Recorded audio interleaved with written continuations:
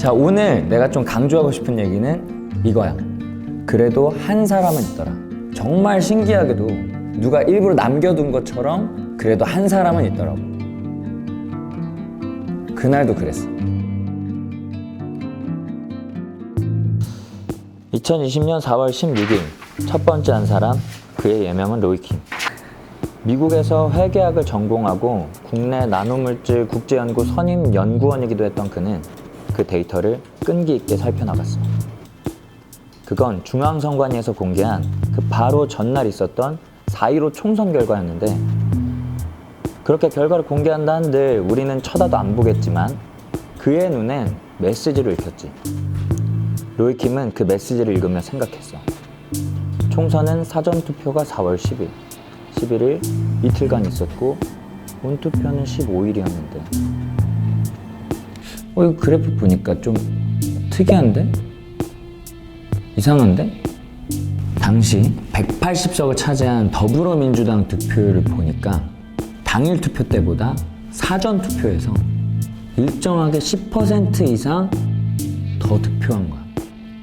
253개 지역구에서 최다. 그 253개 지역구에서 모조리 10% 이상을 얻었던 거지. 이건 분명 이상하다, 자연스럽지 않다. 그 친구한테는 그게 보였나 봐. 그는 이 자연스럽지 않은 그래프에 비중값이라는 개념을 적용해. 그게 신의 한 수였지. 비중값? 그게 왜 신의 한 수예요? 왜냐면 만약 비중값 개념을 적용 안 하고 일반적으로 풀게 되면 그 지문은 나타나지 않았을 테니까. 지문? 자, 그 얘기는 천천히 하기로 하고 먼저 우리가 로이킴의 생각을 좀 따라가 볼까? 아, 이게 아까 그 그래프예요? 21대 총선. 근데 어떤 부분이 이상하다는 거예요? 이건 4.15 총선에서 더불어민주당의 사전 득표율과 당일 득표율의 비중 그래프야. 근데 말도 안 되게 딱 한 지점에서 겹친단 말이야. 보니까 여기가 더불어민주당이 당일 득표율 50%를 얻는 자리야. 50% 이상이니까 여기는 무조건 당선되는 지역들인 거지. 그리고 이쪽은 완전 반대지. 자, 이게 무슨 말이냐? 평소 민주당의 지지율이 낮았던 선거구들이 이상하게 4.15 총선 때는 사전투표에서 다 민주당을 찍고, 당선이 확실한 선거구들은 다들 당일 투표 때 가서 민주당을 뽑았다는 얘기야. 이상하지? 절대 있을 수가 없는 그래프야. 그래요? 아 근데 이거 몰릴 수도 있잖아요. 그럼 어떻게 돼야 정상인데요? 자, 다음 거 보자. 이건 2016년 20대 총선 때 더불어민주당이 얻은 각 지역구 비중값이야. 2016년 총선에서는 사전이나 당일이나 민주당을 투표한 비중이 거의 같지. 교점이 여러 개잖아. 이게 정상이라는 거야. 근데 4.15 총선 때는 사전 투표한 사람들은 거의 다 민주당을 찍었다는 얘기야. 그것도 지지율 낮은 데서.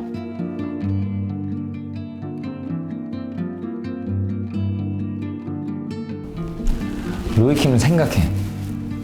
어떻게 설계했길래 이런 그래프가 나오는 걸까? 누가? 왜? 그는 이 선거 결과 그래프를 보면서 역추적을 하기 시작했어. 분명 이 지지율 상위 그룹과 하위 그룹 사이에 어떤 관계가 있을 거야. 근데 너무 어려워요. 그래서 뭐 관계를 찾았어요. 무슨 관계래요? 찾았지. 관계 당연히 있지. 근데 그 두 그룹의 관계보다 더 놀라운 걸 발견해. 문자판이 나타난 거야. 추적하는 과정에서 문자가 나타났더라고. 마치 강바닥 깊숙이 앉아 있었던 미제 사건 단서가 갑자기 수면 위로 올라오듯이 총 16개의 소문자 알파벳으로 구성된 문자열이. 무슨 내용이 들었어요? 근데 그거 누가 한 거예요? 아 이게 해킹 당한 건가? 아니, 해킹은 아니야. 해커라면 자기 흔적만 남기고 가는 게 목적이라면 선거 득표율을 인위적으로 제어해둔 그 시스템을 망쳐버렸겠지. 그러나 그 지문은 아주 세심하게 들키지 않게 의뢰인의 요구를 최대한 해치지 않게 조심하면서 입력돼 있었어. 그러니까 그건 이 선거 득표율 프로그램을 세팅한 설계자 혹은 그 설계팀의 흔적이었던 거야. 아무도 모르게? 왜요? 왜냐? 글쎄, 신념? 그러니까 나는 그쪽 감성은 잘 모르겠어. 근데 화가든 작가든 자기 작품에 낙관을 찍잖아. 근데 이 지문, 이 메시지는 그냥 한 개인이 잘난 척 같은 건 아니었던 것 같고 오히려 그 내용은 충성심 같은 그런 느낌? 충성심? 뭐라고 새겨져 있었는데요? 자, 문장을 가르쳐 주기 전에 우선 조금 어렵더라도 이걸 먼저 이해하고 넘어가야 돼. 아니 무슨 내용이 적혀 있냐고요. 문장보다 이걸 먼저 알아야 돼. 우리나라 선거구 몇 개인 줄 알아? 한 뭐 2, 300개 안 되나요? 정확하게는 253개야. 그리고 각 선거구에는 고유 번호가 붙어 있어. 1번은 서울시 종로구, 2번은 서울시 성북구 갑, 부산 영도구는 50번. 그리고 마지막 253번은 종로에서 제일 먼 제주 서귀포시. 이건 중앙선관위에서 각 지역구 데이터를 관리하기 쉽게 붙여둔 고유 번호야. 그럼 선거구는 총 253개. 프로그래머에게 숫자와 기호는 어떤 문학 작품이나 그림보다는 더 다양하고 무한하거든. 이 숫자를 조합해서 시스템을 제어하기도 하고 문자로 변환해서 문장을 도출하기도 하고. 2020년 민주당은 되게 특이하게 총선 역사상 처음으로 253개 지역구 전부 다 출마를 해. 사실 원래 선거 치를 때 당선될 확률 적은 데는 잘 출마 안 하거든. 선거하는데 돈 드니까 15% 이상 득표하면 선거비 냈던 거 돌려주는데 그 10%의 지지율을 못 받으면 한 푼도 못 받아. 국민의힘 사람들이 저 호남 지역에서 출마를 안 하는 것처럼 민주당도 자기 지역색이 약한 곳은 출마를 안 하는 게 일반적이었거든. 그러니까 진짜 자신 있지 않으면 안 한다는 거야. 그쵸. 그런데 민주당은 그해 자신이 있었는지 253개 선거구에 전부 다 출마해. 전부 다요? 싹 다. 그리고 252개 지역에서 모두 15% 이상을 득표를 해. 한 군데 빼고 전부 다요? 그치. 한 군데 빼고 전부 다 돈 돌려받은 거야. 헐. 근데 그 하나는 어디예요? 경주. 근데 거기도 되게 웃긴 게 딱 395표 부족했어. 그래서 선거비의 절반은 받았거든. 그러니까 선거 비용에 2억이 들었다고 치면 한 표에 25만 원 꼴인 거야. 선거는 사전 투표 이틀과 당일 투표 하루로 진행이 됐고 어느 지역은 민주당 지지율이 높고 어느 지역은 민주당 지지율이 낮았겠지. 어디는 사전 투표율이 높고 어디는 당일 투표율이 더 높을 거야. 설계자는 이런 빅데이터를 철저히 분석해서 253개 선거구를 설계해. 어느 선거구에 표를 얼마나 더 얹어야 이길 수 있는지, 또 어떻게 배분을 해야 조작한 티가 덜 날지 미리 철저히 계산을 하는 거지. 게다가 이 설계자는 여기에 넣고 싶었던 문장이 있었어. 그 지문. 더 디테일한 과정이 필요했던 거지. 문장 넣다가 망하면 안 되니까. 그래서 굳이 2단계나 더 거쳐서 지문을 새겨 넣은 거야. 그런데 로이킴이라는 어느 청년이 이거 좀 이상한데? 하고 역추적해 가다가 그 설계자의 지문을 발견한 거야.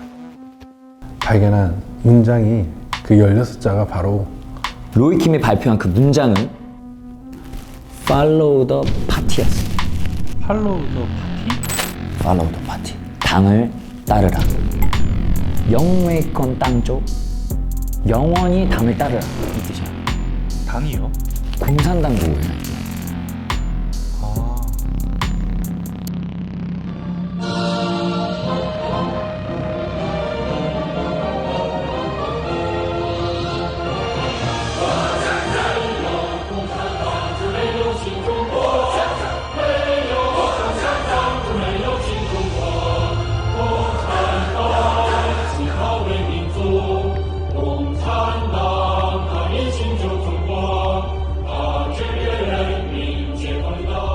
유명한 구호인데 최근에 시진핑이 특히 강조를 했어. 정책적으로.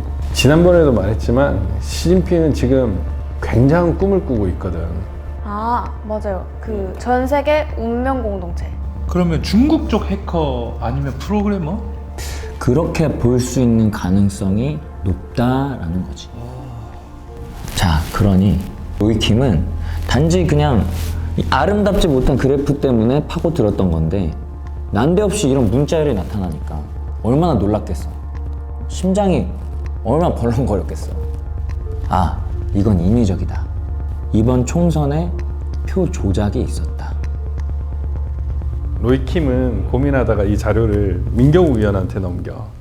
그때 유일하게 부정선거를 외치고 다니는 국회의원이었거든. 민 의원은 이 팔로우 더 파티 이걸 증거로 이번 총선은 무효다, 조작이 있었다 라고 주장했어. 근데 이분이 이런 거 기술자는 아니잖아. 그러니까 설명을 이렇게 막 클리어하게 명확하게 해주질 못하신 거야. 그러니까 이게 오히려 강력한 증거인데 조롱거리가 됐어. 아이고. 이런 거지 사람들이. 뭐 본인도 모르는 얘기를 하고 있어. 그래서 그 설명을 잘 해줄 만한 분하고 같이 로이킴한테 가서 설명을 들었어. 근데 왜요? 그 자리에서 이 로이킴이 팔로우 더 파티라는 문자를 도출해 내려고 알파벳 2개의 예외 적용을 했다는 걸 알게 된 거야. 예외 적용이요? 로이킴이 이 팔로우 더 파티라는 문자를 얻기 위해서 자기의 수식에 살짝 손을 댄 거지. 그 사실이 알려졌고 그 하태경이라는 국회의원이 있어. 그 사람이 기자회견을 열어가지고 맹비난을 해. 괴담 세력이라는 겁니다. 괴담 세력. 이게 증거입니다, 사실. 이걸 들어보니까 중국 해커가 해킹을 했다는 직접적 증거가 하나도 없어요. 하나도 없고 이 내용은 로이킴이라는 사람이 팔로우 더 파티라는 걸 창조한 겁니다. 조작한 겁니다. 팔로우 더 파티 하나만 나오는 게 아니다. 그래서 저도 봤어요. 팔로우 더까지 그대로 두더라도 팔로우 더 고스트 나와요. 팔로우 더 고스트. 민경욱 측이 팔로우 더 파티 하나밖에 없다. 여기서 나올 수 있는 문장은.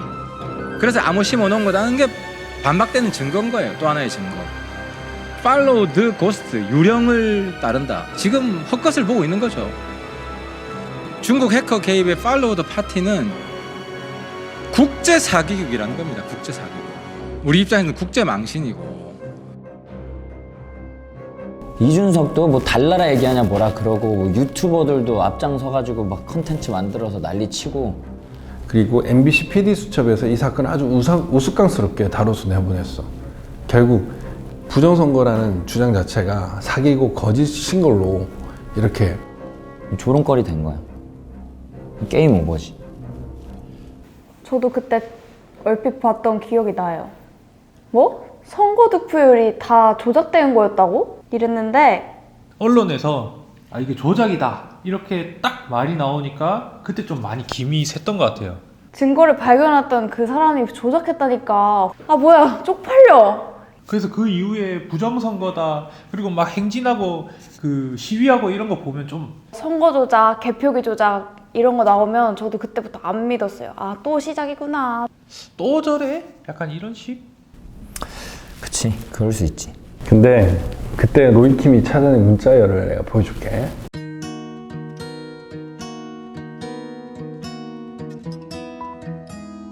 아 진짜 팔로우 더 파티가 아니네요.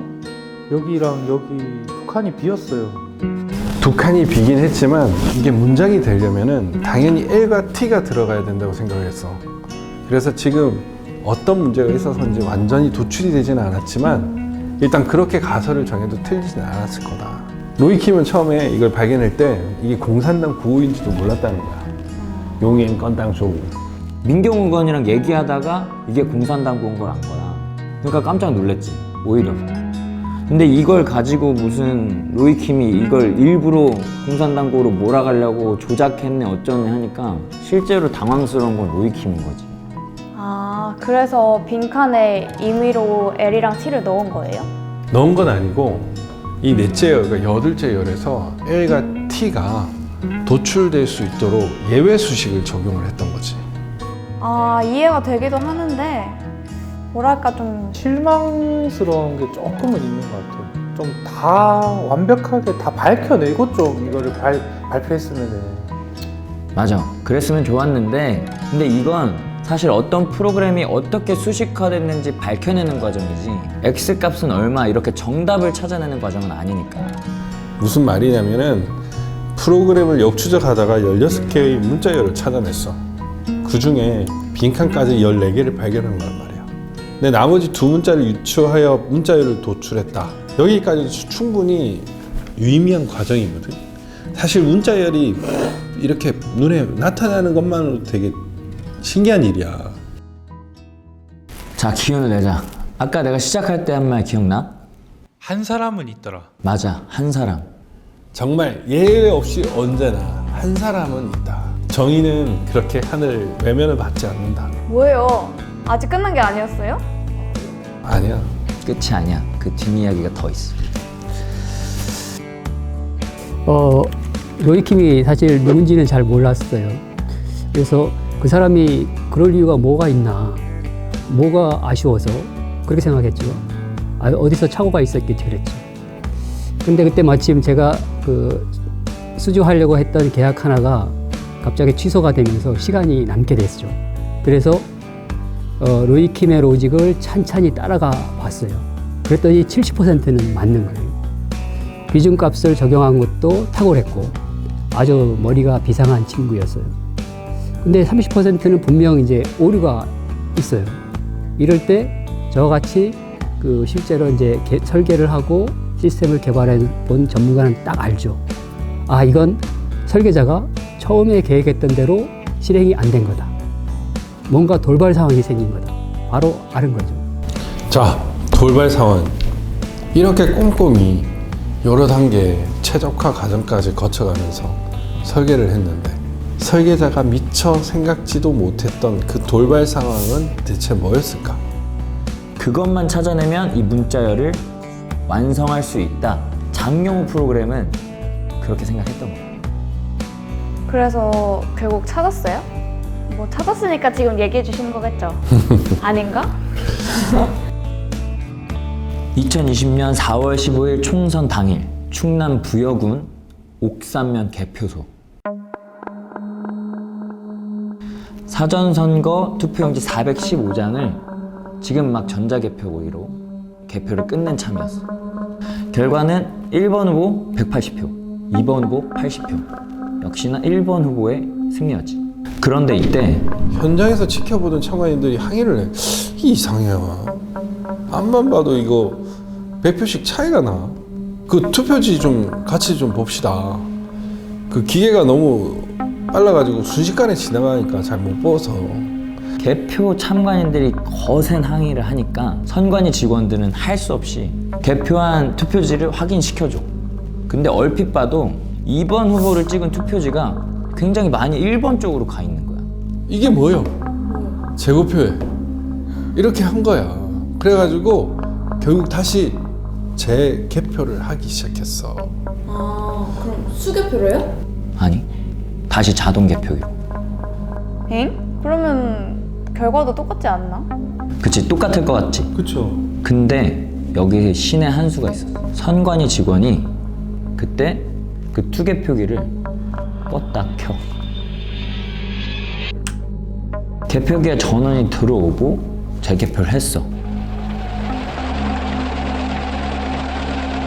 어떻게 됐을까? 아까 1번 후보가 몇 표라 그랬지? 1번이 180표, 2번이 80표, 둘이 총 100표 차이. 그런데 재개표 결과 1번 159표, 2번 170표. 2번 후보 승리했던 거지. 개표기가 그렇게나 정확하다고 했던 개표기가 잘못 분류한 표가 90장이나 있었던 거야. 말이 돼? 말이 안 되잖아. 그게 진짜 말이 돼요? 이거다. 이거다. 장용호 씨가 이 뉴스를 보고 무릎을 쳤어. 아, 이 사건을 로이킴이 몰랐을 수 있겠다.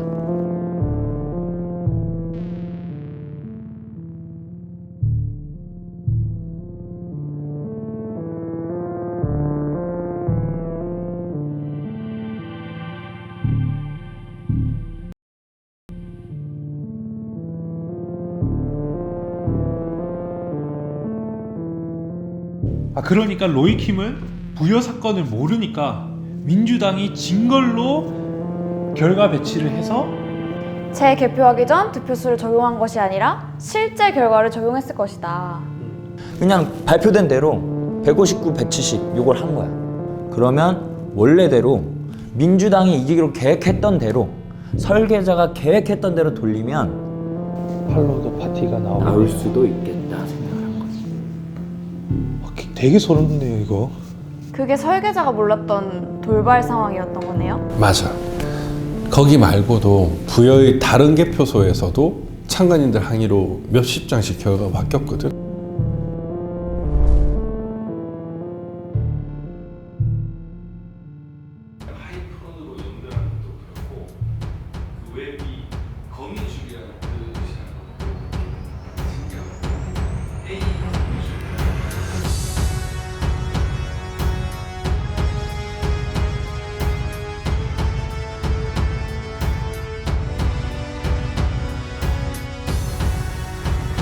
와, 소름!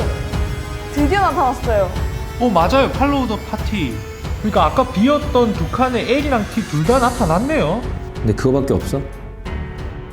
이거 더 앞뒤로 여기 그냥 빈칸이었잖아요. 맞아. L과 T뿐만 아니라 로이킴이 그냥 빈칸 스페이스로 계산했던 자리까지 언더바가 나타난 거야. 그리고 두 번째 L 자리는 울산 동구였는데 당선은 미래통합당이 됐어. 근데 생각지도 못했던 민중당이 사전투표에서 34%나 차지한 거야. 근데 이걸 놓친 거지. 그래서 적용에 오차가 생겼던 거야. 장영우 씨가 이 오차를 잡아서 적용을 한 거지. 로이킴이 그 문장을 나오게 하려고 억지로 조작했다, 사기쳤다, 오해를 많이 받았어요. 설계자가 처음 실행한 득표율을 적용을 하니까 그제서야 그 문장이 제대로 나오는 거죠. Follow the party. 저도 속이 너무 후련했어요. 제가 로이킴을 자유롭게 해줬죠. 와 진짜 속이 다 시원하네요. 근데 사람들이 이것까진 잘 모르는 것 같아요. 다시 증명했던 거. 지금의 이야기는 뒷이야기니까 이 이야기 다 잘 모르는 거잖아요. 근데 이거 다 조작이다, 거짓말이다 이렇게 계속 선동됐고 뉴스 나고 이랬는데 다 거짓말이라고 했었는데 지금 뭐래요? 글쎄, 무관심? 무대응? 근데 내 생각엔 이게 밝혀지면 자기들이 끝장날까봐 그런 거 아닐까 싶어. 진 거니까. 부정선거 맞다고 했던 사람들한테 지는 꼴이 되니까 그러는 건가? 뭐 중국이 무서워서 이걸 계속 덮고 있는 건가? 사람들은 금방 있잖아. 언론도 계속 죽여버렸고 그냥 부정선거 관련 음모론이었다, 가짜 뉴스랜다 이렇게 치부를 했지. 근데 좀 많이 억울할 것 같아요 이것 좀. 억울하지. 가짜뉴스다, 뭐다, 음모론이다 이렇게 얘기해버리고 다 잊어버렸는데. 그럼 다시 알려야죠 이거. 맞아. 우리가 또 그런 건 있잖아. 잘못된 거 있으면 밝혀야겠다는 의지, 의분, 근성 이런 거 있잖아. 이게 또 대한민국의 저력이. 인코스가 막히면 그렇지. 아웃코스로 끌고 간다. 분노하라. 창조적으로. 근데 진짜 얘기하셨던 것처럼 딱 어떤 때에 맞게 한 사람이 나타나는 것 같아요. 그 부여 사건이 보도된 신문 있잖아. 그것도 그 많은 매체 중에 딱 한 군데서 보도했어. 그분도 딱 그 한 사람이신 거네요? 그치. 압박 중에서도 쓴 거지. 꼭 한 사람이 있었고 그 타이밍이 또 있었던 거야. 많으면 좋겠지만 한 사람, 또 그 순간 용기 있는 한 사람이 있으면 악을 밝힐 수가 있고 악을 무찌를 수가 있다고 생각해.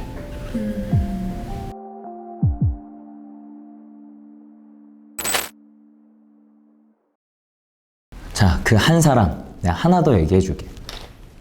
평소에 한번 경험을 한번 해보자. 적극적으로 참여를 하게 된 거죠. 구리시 투개표 현장이라 그래야 되나? 사전투표, 본투표, 투표하고 나면은 나머지 과정을 어떻게 또 전달을 되는 과정인가 이것까지 해서 투표 마감하면 옮기는 게 있잖아요. 선거에 할 수 있는 거는 다 참석하게 된 거지, 지원해가지고. 뭐 거기에 좀 의혹이나 의심이 가는 거는 자기네한테 신고해달라는 거 아니겠어요? 그게 저희 담당이잖아요. 그러니까 외부 침입 못하게끔 이렇게 해서 굉장히 철저한지 알고 그게 잘하는구나 이렇게 생각을 했던 거죠. 그런데 공직선거법 181조 9항 개표 참관인은 어떤 상황에도 사진 촬영, 전화, 기타 어떤 통신기기를 활용해서라도 이상한 것이 있으면 증거를 확보하여 외부에 알리라고 돼 있어. 촬영권은 보장되어 있거든. 그 이종원이라는 분도 그렇게 교육을 받았지. 뭐 성실한 분이셨던 것 같아. 배운 대로, 고지곧대로 성실한 대한민국 국민. 투표 마감인 6시. 구리시 53개 투표소에서 마감된 것들이 막 들어오기 시작해. 근데 신기한 게 알 수 없는 것, 커다란 검은 가방들이 저 체력 단련실로 간 거야.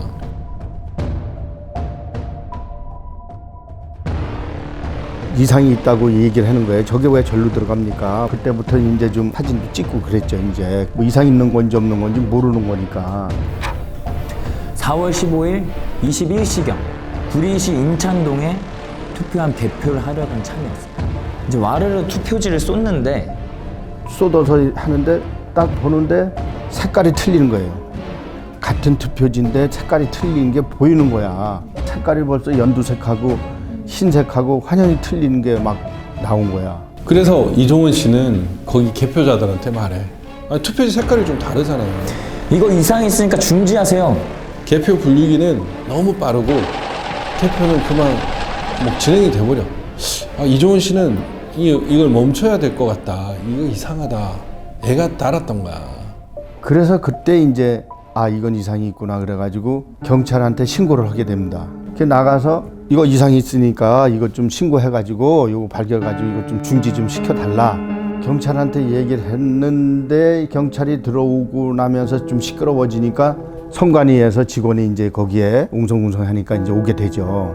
그 경찰한테 당신 뭔데 여기 들어왔느냐 그러면서 내쫓아요. 그러니까 아무 소리 못하고 경찰이 나가게 돼요. 응? 당신이 여기 왜 들어왔느냐 이러면서 소리 질러요. 그러니까 선관위가 왜 그 경찰을 내보내니까 이상이 있는 건데 이래가지고 제가 선관위 직원한테도 또 항의를 해요. 그러면서 제가 혼동이 오는 거예요. 그럼 이걸 어디다 이걸 어떻게 신고를 해야 되는가? 이종원 씨는 헷갈렸어.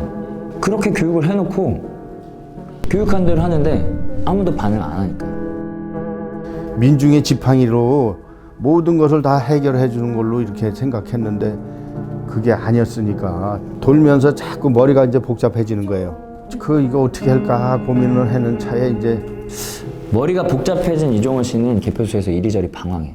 지금 분명히 문제가 있는데 그냥 두면 안 되는데 이거 멈춰야 되는데 근데 정작 그의 소리에 반응한 건 힘이 있고 발휘해야 되는 사람들이 아니라 경찰도 선관 직원도 아니었어. 참관인으로 참관을 했던 일반 시민들이 이것도 이상해요. 이리 와봐요. 이것도 이상해. 여기저기서 참관인들이 이종원 씨한테 알려주는 거야. 뭐 저것도 이상이 있습니다. 딱 뭐 여자분들도 그렇고 남자들도 막 여러 군데서 이제 제가 이제 의협심이 있는 건 사람으로 알고 막 제공을 해줘요. 저한테 다가와서 그러면서 이제 한 남자분이 똘똘 말았던 거를 이제 저보고 져주는 거예요. 이것도 이상이 있습니다. 이래가지고 져준 거를 제가 그때는 주머니에 이렇게 그냥 뭔지 모르니까 딱 져주니까 이게 뭐 이상이 있는가 보다 이래가지고 그냥 그때 주머니에 넣고 그냥 있었어요. 이게 뭔가 그렇게 제가 뭐 그 난리치고 뭐 이랬으니까 저한테 이렇게 주는 거를 벌써 이렇게 떳떳하게 주는 거와 좀 감춰서 주는 거하고는 벌써 의미가 틀리잖아요. 그래서 주머니에 이제 이렇게 넣고 있다가 몸도 마음도 지친 이종원 씨가 로비에서 커피를 한 잔 마시고 화장실에 가서 그걸 꺼내봐. 펼쳐봤더니 투표 용지인 거예요. 개표가 안 돼 있는. 안 찍힌. 아 요거는 확실한 증거구나 하고 새벽 2시쯤 이종원 씨는 귀가를 해. 참관인들 귀가 시간 자유였거든. 근데 주머니에 그 투표지가 들어있으니까 불안하기도 했지만 한편으로는 설렜대. 희망이 생겼다는 거야. 희망이요? 내일 새벽에 이제 날이 밝으면 빨리 이것을 이제 부정선거라는 걸 밝혀야 되겠다 해가지고 희망을 가지고 이거는 증거도 있겠다. 내가 목격한 것도 있겠다. 또 사진 촬영한 것도 있겠다. 그래서 강태공이 이제 낚시에다가 월척을 낚은 기분으로 뭔가 해냈다. 나는 자신감에 이제 넘쳐가지고 막 여기저기 막 퍼날릅니다. 막 부정선거를 내 잡았으니 이걸 좀 확인해 주세요. 자신 있게 막 보내고 막 만나줄 거를 막 얘기하는데 다음 날부터 이종원 씨는 엄청 바빴어. 증거를 확보한 사진들 이리저리 알리고 문자 보내고 집들로 막 찾아가고. 빨리 투표한 보전 신청을 해라. 교육 받은 대로 알리는 거지. 이게 부정선거니까 당연히 재검표를 해야 될 거 아니야. 만약 재검표하게 되면 이종원 씨는 내 사비를 털어서라도 하겠다. 기뻤던 거야. 이분은 부정을 잡았다. 오호라 도둑놈 이놈 잡았다. 근데 아무도 대답을 안 했어. 개표소 안에서처럼 거기에 대해서 아무도 소리를 안 들어줬던 거야. 그때 유일하게 반응한 사람이 민경욱 의원이었어. 아까도 많이 얘기했지? 민경욱 의원에게 현장에서 받은 빈 투표 용지 6장을 전해 행력 구겨질까봐 상자에 잘 넣어가지고 이게 증거입니다. 투표함을 쏟았는데 빈 투표지들이 나오다니요. 근데 그게 그분의 인생을 완전 바꿔놔. 절도다 이라는 거지. 절도. 도둑놈들은 니네가 도둑놈들 아니냐. 떳떳하게 제가 이제 할 수 있는 허락을 한 대로 시킨 대로 매뉴얼대로 한 거지 다른 건 없어. 도둑놈을 잡으세요 해가지고 신고를 했더니 네가 도둑놈이다 이래가지고 이제 엮어놓은 거거든요. 이게 조작과 누명을 씌워서. 이종원 씨는 절도죄로 검찰에 불려다니고 이종원 씨 주변 지인들도 다 압수수색을 당해. 뭐예요? 말도 안 돼. 그때 참고인으로 민경욱 의원도 압수수색을 당해. 심지어는 변호인도 압수수색을 하려고 하는 거야. 대한변협에서 이거는 과잉 수사다. 무엇 때문에 이러는지 모르겠다. 그래가지고 경고도 했어. 그 당시 정말 심각한 상황이었던 거야. 이건 아닌 것 같다. 이거는 제가 이거 구리 선관위에서 이거는 제가 가지고 나와서 민경욱 의원께 전달한 겁니다 하고 만천하에 하늘도 알고 땅도 알게끔 이렇게 기자회견까지 했는데도 선배 한 사람하고 또 그 시민단체 대표 또 이제 종교 지도자 목사님도 계세요. 그런 분들한테 압수수색을 해요. 그래가지고 자주 만났다는 이유로 공범관계가 아닌가 해가지고 이 사람들 멀쩡한 사람들 대결 새벽 7시에 가서 11시 그러니까 23시까지 달달 볶으면서 그 압수수색을 하는 거예요. 제가 이제 평생에 이제 그분들한테 이제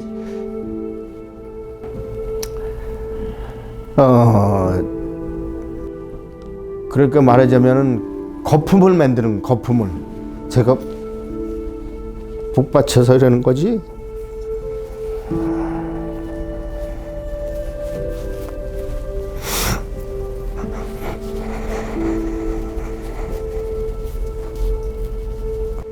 그렇게 난리를 치고 호두가 떨고 그래서 하여튼 수사 자료가 제에 대한 게 10만 페이지랍니다. 10만 페이지. 10만 페이지? 예, 10만 페이지. 10만 페이지를 거품을 만들어요. 그게 그렇게 할 필요가 없잖아요. 간단하지 않습니까? 어떻게 하든지 민경욱 의원하고 또 제 주변하고 사전에 모의가 있어서 계획적으로 사회를 혼란시키고 야기시켰다는 이런 명분을 만들려고. 이종원 씨는 그 당시 변호사와 상담을 했어. 가서 당당히 조사를 받으세요. 3시간만 고생하면 될 겁니다. 그렇게 변호사가 상담을 해줬대. 이게 뭐 죄가 됩니까? 어려운 일을 한 건데 사실 공익죄 보였거든. 그래서 변호사 말만 믿고 가벼운 마음으로 갔는데 그렇게 가볍게 갔는데 18개월을 선고받아. 실형 18개월. 그때부터 바로 독방 8개월. 서신 연락 같은 것도 할 수가 없었어. 정치범으로 잡혀서 들어간 거라서 요시찰이었거든. 아무것도 못했어. 그건 아니죠. 어디 뭐 몰래 들어가서 훔쳐온 것도 아니고. 부정선거에 대한 증거물 확보 때문에 가지고 나온 거잖아요. 검사를 받으면서 죄목이 점점 더해져. 분명 개표 현장에서 누가 이종원 씨한테 은밀하게 투표지를 줬잖아. 그렇죠. 근데 그 정체불명의 가방대 집어넣었던 그 체력 단련식 기억해? 네네. 그 이종원 씨가 거기에 몰래 들어가서 가방을 열고 그 안에 봉지를 뜯고 거기서 6장을 절취를 했다고. 에? 그렇게 공소사실이 적은 거야. 그거 아니잖아요. 그래. 근데 가방에서 이종원 씨 DNA까지 검출이 됐다는 거지. DNA? 제가 이제 그 조사 받을 때 구강 채취 옹해느냐 해서 하라고 그래갖고 구강 채취를 했어요. 얼마든지 하라고. 침에서 나오는 DNA와 또 땀이 흘려서 손에서 나왔으면 손에서 나오는 DNA가 번호가 틀리다는 거예요. 그런데 검찰에서 주장하는 것은 저 입엔 구강 채취했다는 DNA와 손에서 이 봉투 찢었을 때에 나왔던 DNA가 같다는 거야. 그러면은 니네가 그거 묻혔네. 내 거 갖다가 거기다 발라가지고 이거 크게 시키려고 조작을 했네. 저는 이렇게 항변할 수밖에 없어요. 또 저 실물이 지금 보관돼 있으니까 만천하에 드러나고 불에 탔대 또 그게. 예예. 그 봉투만. 그 정말 그 봉투가 불에 탄 것도 되게 재밌는 게 봉투가 어디서 불이 탔냐면 대검의 포렌식 센터에서 불이 탄 거야. 대검찰청에 화재 사고가 난 거라. 그래서 잠깐 불이 났다가 꺼졌는데 그 봉투만 불에 탄 거야. 그 봉투만 불에 탔다고요? DNA가 검출됐는데? 말이 돼 이게? 아 진짜 너무 답답해요. 그러면 그분은 어떻게 됐어요? 얼마 전에 1년 6개월 다 채우시고 출소하셨어요. 그 선거 투개표 참관인 경험상을 질환했다가 또 교육받은 대로 또 성실하고 진실을 밝히려고 최선을 다한 죄로 전과자가 됐고 구속을 됐던 거야. 와. 명예회복을 하고 싶은 거죠. 그런 게 억울한 거죠. 제가. 그 안에서 고통은 말도 못하죠.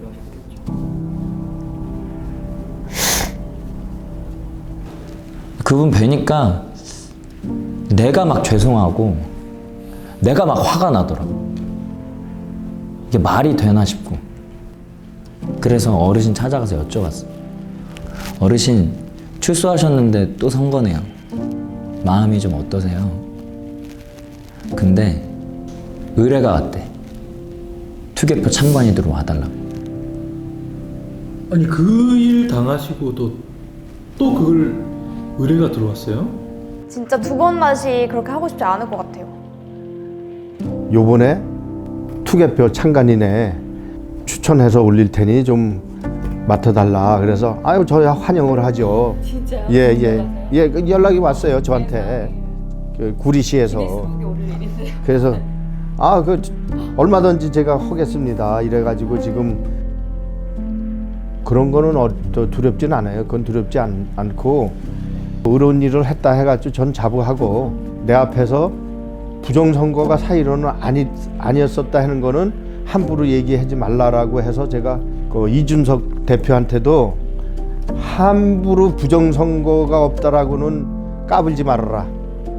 내가 산 증인이 나하고 1대1로 토론을 하자.